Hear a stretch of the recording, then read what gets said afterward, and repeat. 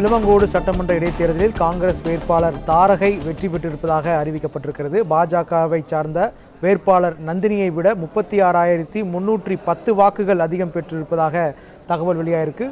இது குறித்த கூடுதல் விவரங்களை செய்தியாளர் ராஜ்குமாரிடம் கேட்கலாம். ராஜ்குமாரன், உங்களிடம். விளவங்கோடு சட்டமன்ற இடைத்தேர்தலில் போட்டியிட்டிருந்த காங்கிரஸ் கட்சியினுடைய வேட்பாளர் தாரகை கத்பட் வெற்றி பெற்றிருக்கின்றார். அவர் அங்கு பாஜக சார்பில் போட்டியிட்ட வேட்பாளரை காட்டிலும் இன்று காலை வாக்கு எண்ணிக்கை முதல் தொடர்ந்து கூடுதல் வாக்குகளை பெற்று வந்தார்.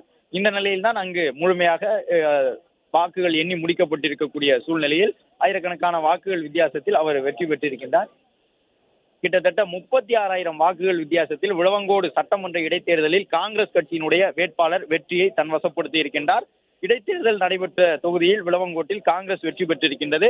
தமிழகத்தை பொறுத்தவரை மக்களவை தேர்தலுடன் சேர்த்து ஒரே ஒரு தொகுதிக்கான இடைத்தேர்தல் நடைபெற்றது.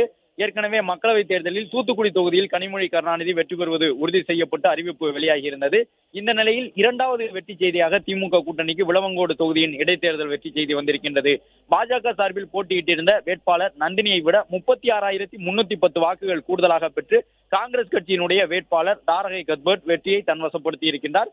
விளவங்கோடு தொகுதி மீண்டும் காங்கிரஸ் கட்சிக்கு வசமாகி இருக்கின்றது.